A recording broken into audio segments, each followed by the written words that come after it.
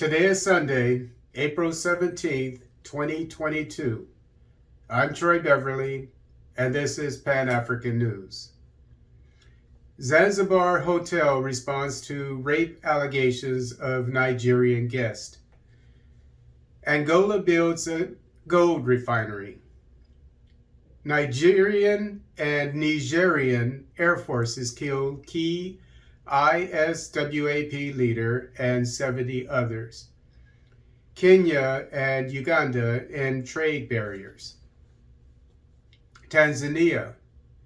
Tourism Commission Zanzibar hotel responds to sexual assault allegations by Nigerian woman.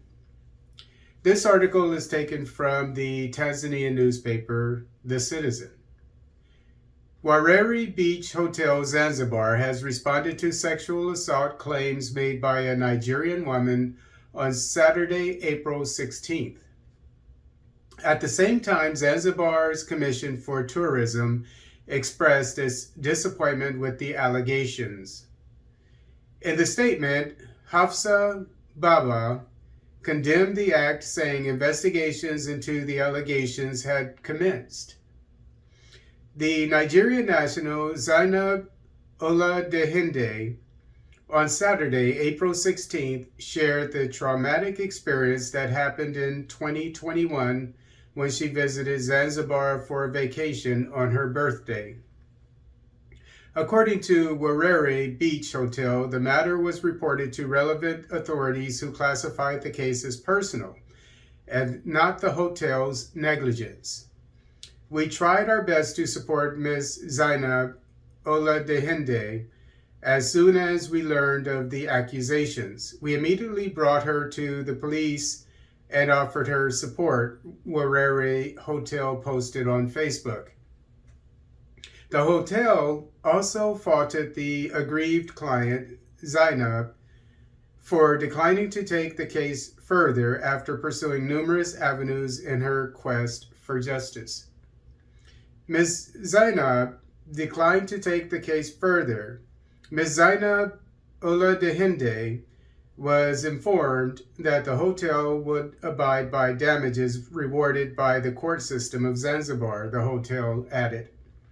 The hotel says it was ready to meet the compensation awarded to Zainab by the courts.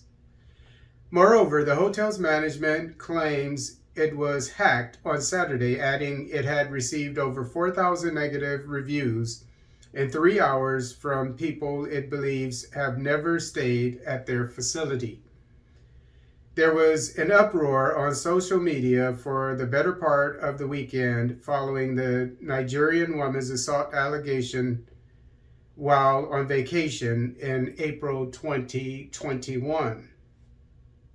This incident happened a year ago in April of 2021, but I haven't been able to talk about it because I've been in therapy for a year to heal from the psychological trauma from this experience, she writes.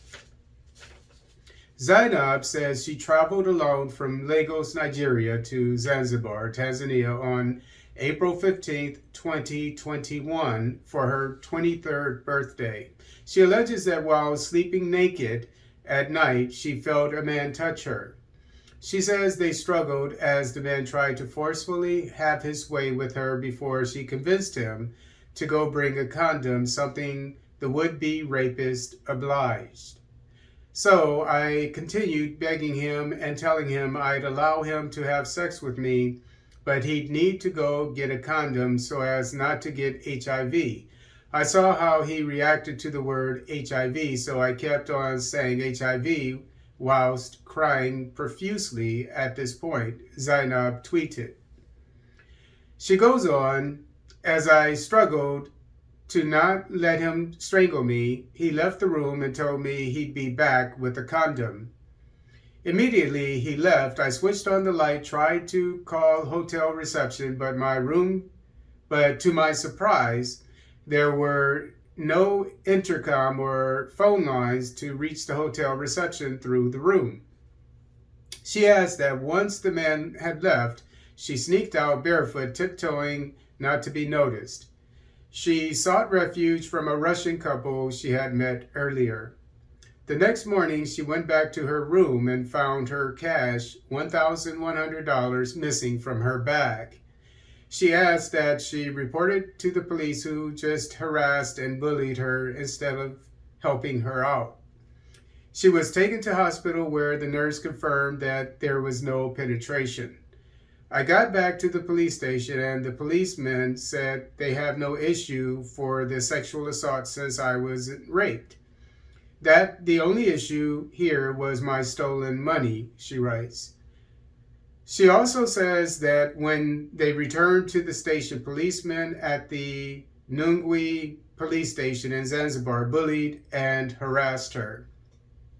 Told me to leave their police station, that I wasn't raped, and they had confirmed there was no penetration from the nurses. Angola. Gold refinery designed by Portuguese partners. This article is taken from Jornal de Angola. Angola implements a gold refinery designed by the government and Portuguese partners, announced the Minister of Mineral Resources, Oil and Gas, noting that the processor model was found in Portugal and is adapted to our country, where gold production is reduced. Diamantino Acevedo revealed the project at the start of the Mineral Workers' Journey, which the Ministry of Mineral Resources, Oil and Gas promotes from the 11th to the 27th of this month, insisting that the projected unit adapts to the reality of Angola, since the amounts of gold are still not very significant. Diamantino Pedro Acevedo said, on the other hand, that the mineral resources sector intends to maximize the results of the ongoing gold exploration activity to increase its contribution to the generation of wealth for the country. The official deplored the illegal exploitation of gold, very much in vogue in the municipality of Chipinda, province of Huila, with national and foreign miners as protagonists. The novelty given by the minister is that in addition to Cabinda and Wige, where exploration activities are already being carried out, Wambo also enters the map of regions with proven gold reserves. As he said, Angola has returned to producing gold, and the government is aware of the possibility of the product being refined in the country, which is one of the reasons that led to recent visits to gold refineries in Dubai, United Arab Emirates. Speaking in October at the first seminar on mining in Angola, Diamantino Acevedo said that the country had, at that time, 28 projects licensed for the exploration of gold, with 20 in the prospecting phase and 8 already with exploration titles, 2 of which they had started marketing. On that occasion, the minister declared that the start of gold production in Angola in 2019 constitutes a milestone for the country to occupy a place on the list of the largest producers of the ore, which includes China, Australia, Russia, the United States, Indonesia, Peru, Canada, Ghana, Mexico, and Kazakhstan. The startup of the Angola Diamond Exchange is scheduled for the end of this year to partially replace what Sodium is currently doing, since the marketing process will be transferred to the exchange, providing greater transparency to sales and more gains for the state, according to Diamantino Acevedo. Minister Acevedo said diamond exploration will continue to guide the focus of the sector, without losing sight of the inclusion of other resources on the list of minerals with production potential, such as hydrogen, rare earth, manganese, and magnesium.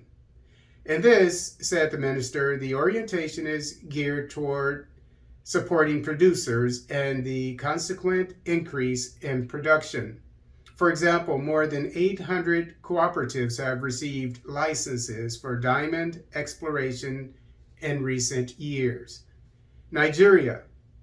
Airstrikes eliminate key ISWAP leader Ibn Usman, 5 others. This article is taken from Guardian, Nigeria. Joint efforts by the air components of Operation Hayden Kai and Nigerian Air Force under the Multinational Joint Task Force may have continued to yield expected impressive results as intelligence to ISWAP terrorist Ibn Usman and 5 other associates have been neutralized.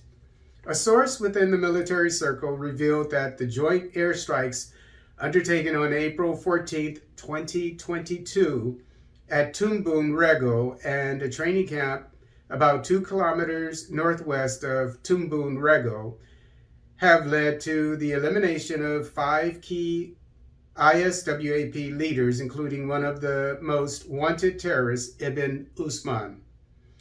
Others are Hani Abdullahi, Abakar Shuwa, Abu Jibrilla, and Abu Ali. In the same airstrike, over 70 other ISWAP terrorists were also either killed or seriously injured.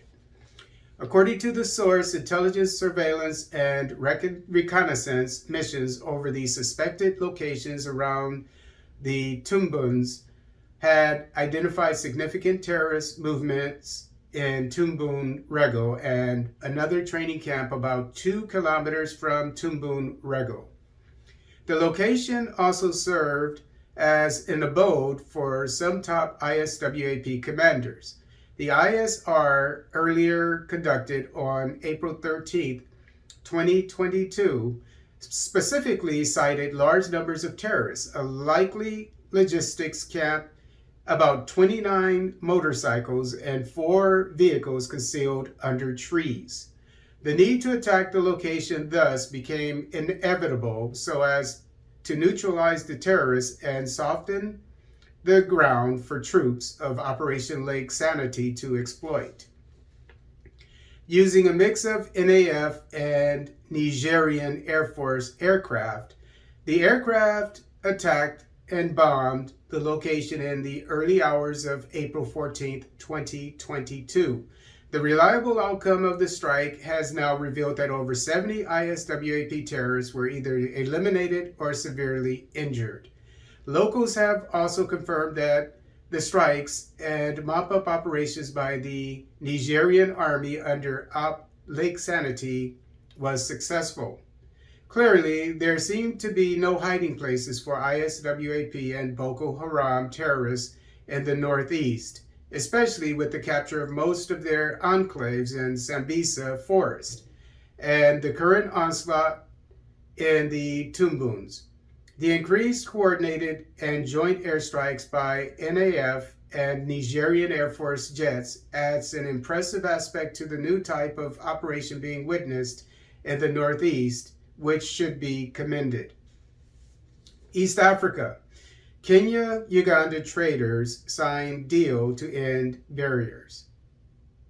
This article is taken from the East African newspaper. Kenyan and Ugandan traders have signed a memorandum of understanding to help end continual tiffs on non-tariff regulations.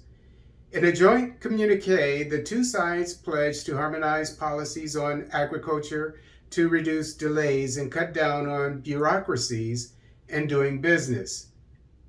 The business associations seen as the most affected by the non-tariff barriers, NTBs, say having common standards of safety, sanitation, and a list of documentations would help reduce unnecessary delays.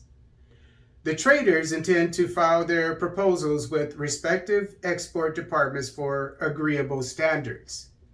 During a trade symposium in Mombasa last year, Ugandan High Commissioner to Kenya, Waswa Galiwango, and Consulate General to Mombasa, Paul Mukumbwa, promised to actualize the issues discussed to build linkages that increase export volumes to Kenya. During the signing of the MOU on Wednesday, Mr. Mukumbya said Uganda will benefit considering it has a surplus of agricultural produce with need for a ready market. The Kenya National Chamber of Commerce and Industry Mombasa Chairman Mustafa Ramadan urged Uganda to take advantage of streamlined transport system in Kenya, such as the standard gauge railway and the inland container depot in Naivasha, to transport their produce.